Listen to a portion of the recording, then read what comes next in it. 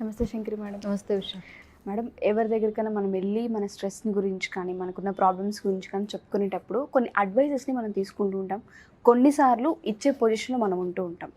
So advises ప్రతిసారి తీసుకోవడం ఎంతవరకు కరెక్ట్, దాంతోపాటు ఇవ్వడం ఎంతవరకు కరెక్ట్, అండ్ ఎలాంటివి మనం యాక్సెప్ట్ చేయొచ్చు అంటారు, ఎంతవరకు వాటిని ఇది ఓకే చెప్పింది మన మంచికి, అంటే ప్రొవోకింగ్లా ఉండకుండా ఉండే అడ్వైజెస్ ఏ విధంగా ఉంటాయి అంటారు? యాక్చువల్గా అసలు అడ్వైస్ ఇవ్వాలని ఎందుకు అనుకుంటారు? మేబీ వాళ్ళకి తెలియనప్పుడు, వాళ్ళు అడిగినప్పుడు అడ్వైస్ అనేది ఎప్పుడు ఇవ్వాలంటే వాళ్ళకి ఆ విషయం గురించి అవగాహన లేనప్పుడు మనం ఇస్తే బాగుంటుంది. కానీ అడ్వైస్ ఇచ్చే ప్రతి ఒక్కడు కూడా ఎంపథిక్ వేలో ఇవ్వాలి. అంటే దానిని నువ్వు అనుభవించినప్పుడు కానీ, దాని గురించి నీకు మొత్తం తెలిసినప్పుడు కానీ, మన తెలుగులో చెప్తాం దిగితే కానీ లోటు తెలియదు అని. గట్టు మీద కూర్చున్నవాడు ఎన్ని సలహాలన్నా ఇస్తాడు కదా.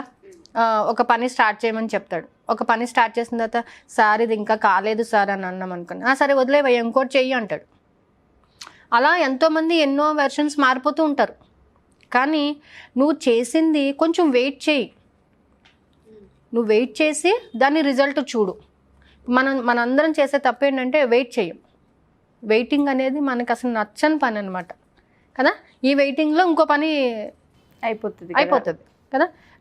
ఫర్ ఎగ్జాంపుల్ ఏంటంటే టీవీలోని యాడ్స్ చూస్తుంటాం, రకరకాల షాంపూస్ చూస్తుంటాం. ఒక షాంపూ ఒక వారం యూజ్ చేసి రెండో వారం కూడా స్ట్రిక్ట్గా ఫాలో అయిపోతాం అనమాట. ఇదే మనం కంటిన్యూస్గా లైఫ్ టైం వాడేసేయాలి అని.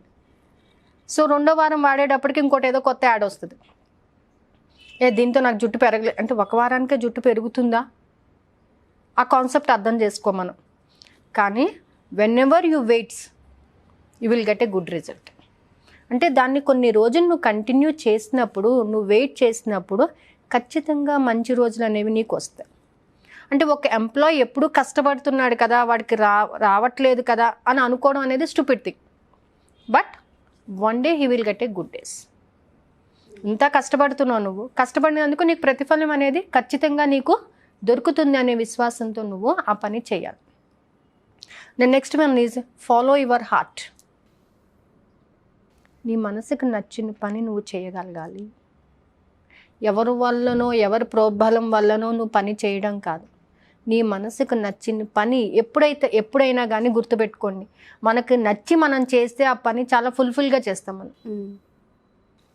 ఎవరి దగ్గరైనా ఒక బుక్ తీసుకొచ్చామనుకోండి, తేగానే ఏం చేస్తాం, అలా టేబుల్ మీద పడేస్తాం. అదే నీ పుస్తకం, నీకు మనసుకు నచ్చి కొనుక్కున్న పుస్తకం ఉందనుకోండి, దానికి కవర్ వేసి నీట్గా షెల్ఫ్లో పెడతారు కదా. So follow your heart. So but your heart is stupid and follow your brain అంటారు. నీ మనసు చెప్పింది కాదు, నీ బ్రెయిన్ ఏం చెప్పింది అది ఫాలో అయిపో అంటారు. కానీ కాదండి, నీ మనసుకు నచ్చిన పని చేయడం నేర్చుకో. ఎవరి కోసమో నీ మనసు, నీ అలవాట్లు మార్చుకోవద్దు ఎప్పుడు. The next one is time heals all the wounds. కాలం ప్రతి గాయాన్ని మానుపుతుందండి. మరి డాక్టర్లు ఎందుకండి? డాక్టర్లు ఎందుకు? మనం మాట్లాడే ప్రతి మాటకి వెనకాల ఒక సెటైర్ మాట ఉంటూనే ఉంటుంది మనకి. మరి డాక్టర్లు ఎందుకండి? డాక్టర్ ఏం చేస్తున్నాడు? పైన ఆయింట్మెంట్ ఇస్తున్నాడు అంతే. కానీ లోపల ఉన్న వూండ్ ఎప్పుడు మానుతుంది? క్రమేపీ టైంకి తగ్గట్టుగా అది మానుతుంది. డాక్టర్ ఆయింట్మెంట్ ఇవ్వగానే మానట్లేదు, అది కాలానుకూలంగా నీ ప్రవర్తన వల్ల అది మానిపోతుంది. God heals the wound. Doctor just applying the ointment, but లోపల ఉన్నది ఎవరు హీల్ చేస్తున్నారు? ఆ దేవుడు కాలంతో పాటుగా నిన్ను హీల్ చేస్తున్నాడు. So time heels all the wounds. ప్రతి సమస్యకు ఒక పరిష్కారం, దాని టైం వచ్చినప్పుడు ఆ సమస్య యొక్క పరిష్కారం మనకి ఖచ్చితంగా దొరుకుతుంది. దాన్ని ఫాలో అవ్వాలి. Next, if you work hard you will get good result. You can achieve. అబ్బాయి నేను ఎందుకు వర్క్ చేస్తానండి, లేబర్ కూడా వర్క్ చేస్తున్నారు కానీ వాళ్ళకి ఎప్పుడు మంచి రోజులు వచ్చినాయి? అంతే కదా. మనం మాట్లాడిన ప్రతిదానికి ఒక వెనకాల ఒక నెగిటివ్ మాట్లాడుతూ ఉంటారు. కానీ ఎప్పుడైతే నువ్వు హార్డ్ వర్క్ చేస్తావో, నీ గోల్ని రీచ్ అవ్వడానికి, hard work in the sense ఏంటంటే నువ్వు మెట్లు వేసుకుంటూ వెళ్తున్నావు, ఒకటేసారి పైకి ఎక్కలేవు. నీ గోల్ని నువ్వు రీచ్ అవ్వాలంటే నువ్వు మెట్టు వేసుకుంటూ వెళ్ళాలి కదా. ఒక తాడు పెట్టి పైకి ఎక్కేసావు, మళ్ళీ ఎలా దిగుతావు నువ్వు? ఇంకా పైకి వెళ్ళాలంటే ఇంకో తాడేస్తావా? అదే మెట్లు వేసావనుకో ఏమవుతుంది? హ్యాపీగా ఎక్కి వెళ్ళగలవు, దర్జాగా వెళ్ళగలవు నువ్వు. సో నీకేం కావాలి? హార్డ్ వర్క్ అనేది ఉండాలి. నీలో హార్డ్ వర్క్ నేచర్ అనే దాన్ని నువ్వు పెంచుకోవాలి. నువ్వు హార్డ్ వర్క్ చేసినప్పుడు సోర్స్ కూడా నీకు అలాగే వస్తుంది. కష్టపడుతున్నామండి, గత 10 సంవత్సరాల నుంచి కష్టపడుతున్నాం, ఇలాగే ఉన్నాం. కానీ ఇలాగే ఉన్నావు కాదు, నీలో ఇంప్రూవ్ అయినటువంటి దానిని నువ్వు గమనించట్లేదు. అక్కడ నీలో వచ్చిన ఇంప్రూవ్మెంట్ని నువ్వు గమనించట్లేదు. హార్డ్ వర్క్ చేస్తున్నావు, కానీ నీలో వచ్చే మార్పు నువ్వు గమనించగలిగినప్పుడు నీ హార్డ్ వర్క్ నీకు హ్యాపీగా అనిపిస్తుంది. The next one is everything happens for a reason. ప్రతి సంఘటనకి ఒక కారణం ఉంటుంది. కారణం లేకుండా ఏ పని జరగదండి. ఈరోజు మనకి ఇది జరిగింది అని అంటే దానికి ఒక కారణం ఉంటుంది. ఆ కారణం మనకు తెలియకపోయినా కానీ ఏం చేస్తామంటే every situation outcome for your actions ఉన్నాయి. మనం చేసిన దానికే దాని ప్రతిఫలం అది. అంటే మనం ఏదో అనుకుంటాము, ఏదో చేస్తాము. అక్కడ నువ్వు అనుకున్న నెగిటివ్ థాట్కి అక్కడ వచ్చేది అది. మనం ఇందాక ఎపిసోడ్లో చెప్పుకున్నాం, విజువలైజేషన్ చేస్తున్నాం కానీ మనకి డబ్బులు రావట్లేదండి. నీ యాక్షన్ ఎలా ఉంది? అక్కడ 10 నిమిషాలు కూర్చొని డబ్బులు రావాలి, డబ్బులు రావాలి, డబ్బులు వచ్చేసి నేను ఊహించుకుంటే ఎలా అవుతుంది? నువ్వు అసలు చేసే బేస్మెంట్ ఎలా ఉంది? నీ ఫౌండేషన్ ఎలా ఉంది? So everything should be happen for a reason. ఒకటి జరగడానికి ఒక విషయం ఇక్కడ జరుగుతుంది. ప్రతిదానికి లింక్ ఉంటుంది. ఆ లింక్ నీ థాట్స్ వల్ల వస్తుంది, నువ్వు చేసే పని వల్ల వస్తుంది అని గమనించుకోగలగాలి. And the next thing is be yourself. నువ్వు నీలాగానే ఉండు, ఎవరి కోసం నువ్వు మారద్దు. నువ్వు నీలాగే ఉండాలంటే నువ్వేం చేయాలి? నేను ఇలాగే ఉంటానండి అంటే ఇతన్న వాదన కాదు. అంటే నేను నాలాగే ఉంటాను అని అంటే సూర్యుడు ఉన్నాడండి, ఆయన నేచర్ ఎప్పటికైనా మారుతుందా? మేఘాలు వస్తాయి, వర్షాలు వస్తాయి, ఇన్ని వస్తాయి, కానీ ఆయన నేచర్ ఆయన మారట్లేదు కదా.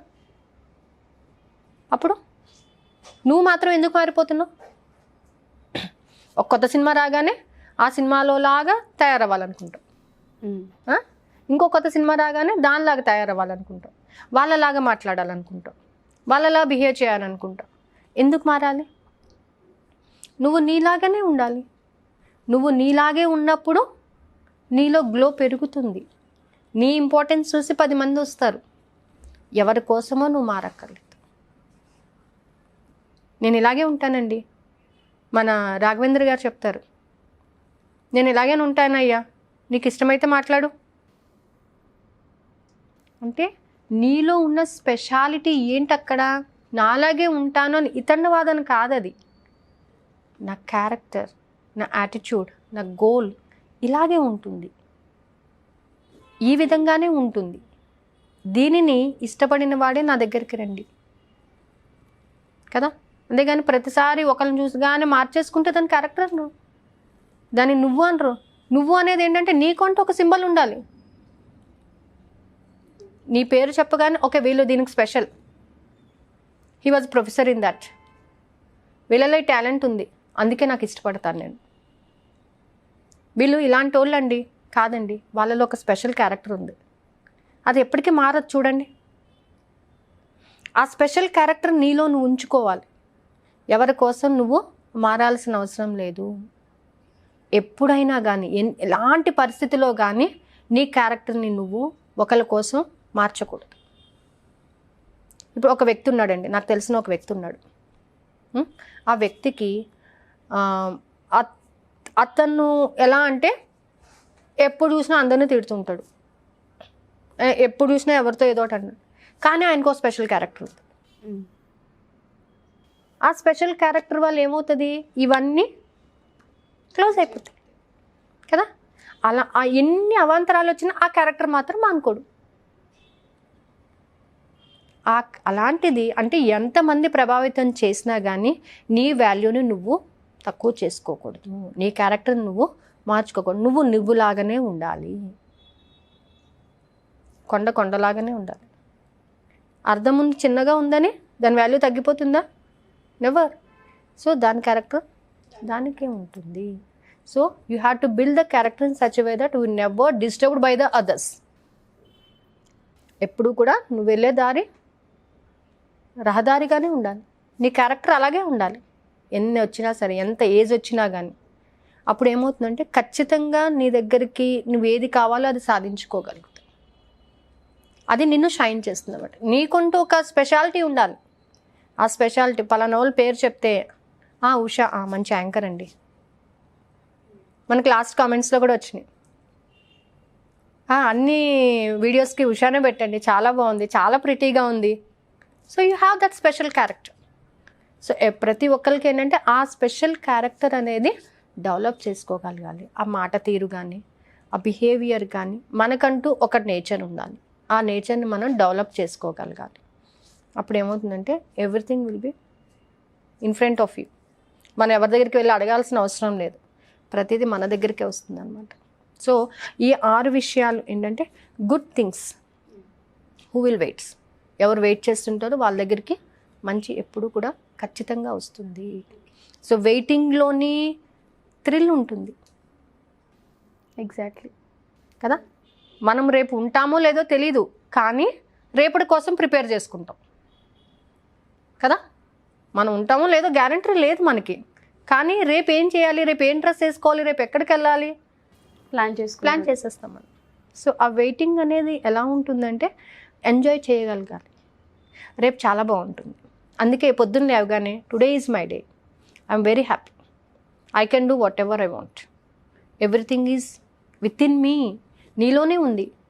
నువ్వు ప్రపంచాన్ని అందంగా చూస్తే అందంగా ఉంటుంది, నువ్వు కళ్ళు మూసుకుంటే అంత చీకటిగానే ఉంటుంది. కళ్ళు తెరిచి ప్రపంచాన్ని అందంగా చూస్తే అందంగానే ఉంటుంది. So these are the things you are suppose to be maintain. Thank you ma'am. అంటే అడ్వైజెస్ కోసమే వెళ్తాం తప్ప మనలో మనం ఇన్ని చేంజ్ చేసుకుంటే బెటర్ అనేది మనలో చేంజ్ చేసుకోవాలి ఫస్ట్.